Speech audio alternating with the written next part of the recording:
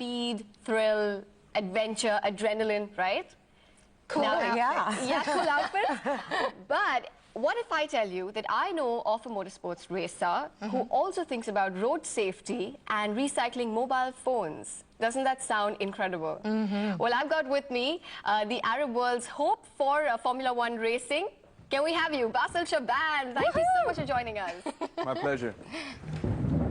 Let's make room for you. Thank you. Thanks for having me. Thanks for Welcome coming. to the show, Basil. What a Surrounded by pleasure. such beautiful ladies.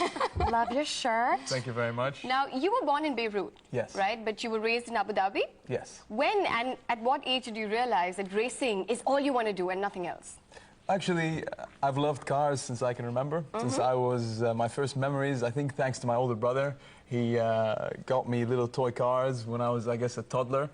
But really, when I started going back to Lebanon after the Taif Accord was signed in '91, started going back in the '90s, and I discovered kart driving when I was 14.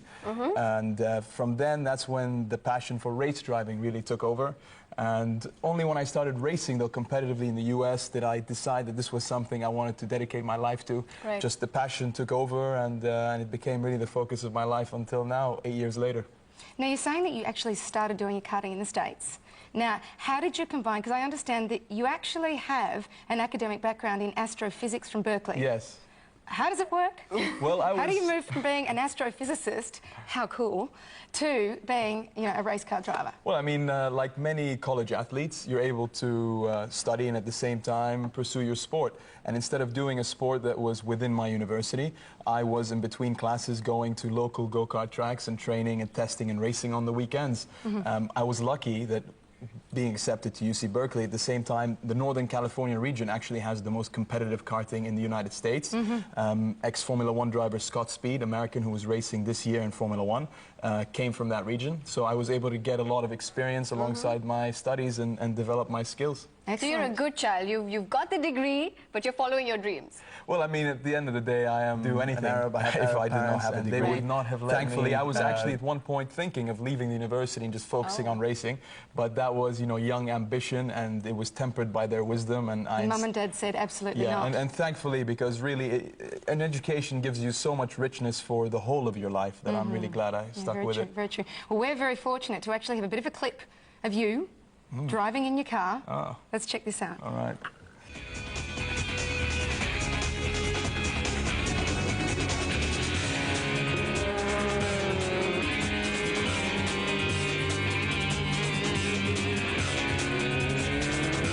That's cool. That looks dangerous. I want to try it. It can be. That was actually a crash that you saw. It happens sometimes when, especially when the guy on pole position, who's the first guy to take off from the starting grid, stalls. There was chaos. 8 cars were taken out in that crash, and I happened to be one of them as well. Was that you? That was me. I was one of the cars in that But shot. you weren't There that was- red one that just went... I was the red one. Yes, yes. So we're actually very blessed to have you here today. Yes, it can be a risky sport, Goodness but me. we have fantastic safety measures. The seat belts we use, some of the head protection we have, the cars themselves have come a long way from the years past, and that's why I was able to walk out of that without a scratch. Now, you're involved in a road safety campaign, Yes. which is great, coming from a racer. Yes. So what exactly is this campaign, and how do you go about it? What is it? What are the measures that you're undertaking to make people more aware? Well, I mean, primarily, just to talk about it in general, first of all, as a racing driver, I know some people might find it strange that someone whose life is dedicated to speed would be talking to people about driving safely, but really, my job and my life and my passion is to drive quickly in a controlled, safe environment responsibly on a racing circuit. And a lot of racing drivers who work with the FIA, which is the world's racing automobile organization, they have campaigns like Make Roads Safe, Think Before You Drive, and Formula One drivers and a lot of racing drivers get involved with that because they themselves understand the risks of speed, understand the importance of using safety equipment, because it's mandatory in racing, and we are able to help motivate young drivers because in the world, when you look at the statistics, 40% of traffic fatalities and injuries happen below the age of 30, and 75% of those young fatalities and injuries are males. So racing drivers, I think, are able to help motivate and inspire young males to kind of really look at the consequences of driving irresponsibly and to try to get them to move their passion off of the public roads where you can kill yourself and kill others into a controlled environment like the go-kart circuits, like we have the Kartdrome here in Dubai Autodrome, and testing events and get into it and really hone a talent instead of being reckless on the roads. And there's a lot of things going on. I mean, earlier in April, I had the honor of being one of the Arab delegates at the first ever World Youth Assembly for Road Safety in Geneva. Okay, congratulations. Well, yes, that was a big honor, and there was 31 other Arab delegates with me from different countries around the Middle East. And there's now, after that World Assembly, there's a global movement of youth that are trying to inspire and trying to create awareness of road safety all over the world.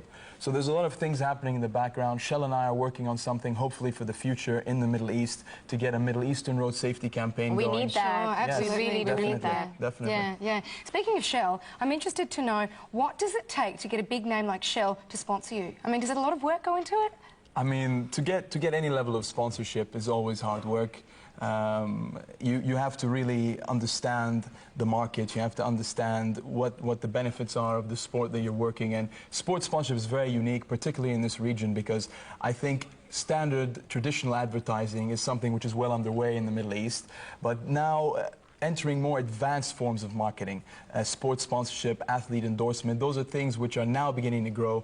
The Gulf, Dubai is leading the way in terms of the economic development, marketing development in the region, and that is why this is a place which is waking up to it faster than other places. And it was a lot of hard work, but Shell do have a very big vision. Like there are many companies in the region that believe in trying to get Arabs to an international level of excellence. Shell is very much behind that, and that's one of the reasons why we have started the partnership. It's incredible. Excellent. Who are some of your role models?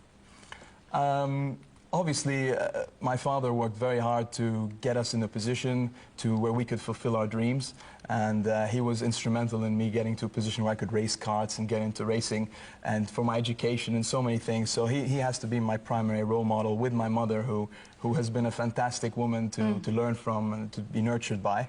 But outside of the family, I have to say, in my sport particularly, there's been two names, Michael Schumacher and Ayrton Senna. Those two guys are fantastic, and not just the way they are on circuit, but also off circuit. Their professionalism, their attitude towards issues that happen within their own countries. Ayrton Senna was key in developing the Senna Foundation, which helps impoverished people within Brazil. Yeah, Schumacher is a great advocate of helping underprivileged people around the world.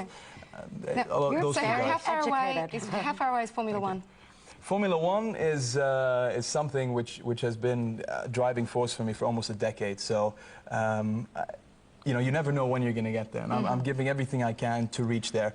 If you look at my sporting program of development, which is how to develop my talent in the Formula One ladder championships, I'm scheduled to be ready to get into an F1 car end of 2009. Inshallah. Wow. So inshallah. Well, tell us a little bit about Envirophone. Did I say it right? Yes, you did. Yeah. Well, you have 30 seconds, and tell us quickly. Envirophone is a campaign where old phones, when they're thrown away by normal manners in the garbage, they tend to leak their batteries and tend to actually harm the environment through pollution. So there's a campaign now where you can drop off your old mobile phone in boxes at EPCO and Enoch gas stations around the country, and it allows them to be recycled in a safe manner. Now, if the viewers at home would like to donate their mobile phones, how can they do that? They have to go to, they can check out Envirophone online to find out exactly where their drop-off locations are. But at Enoch and EPCO stations around the Dubai, you can always drop it off there. Well, thank you so much, Basil Shaaban, the new Arab hope for Formula One. And when we come back, we have gossip with Graham Stacey. So stay with us.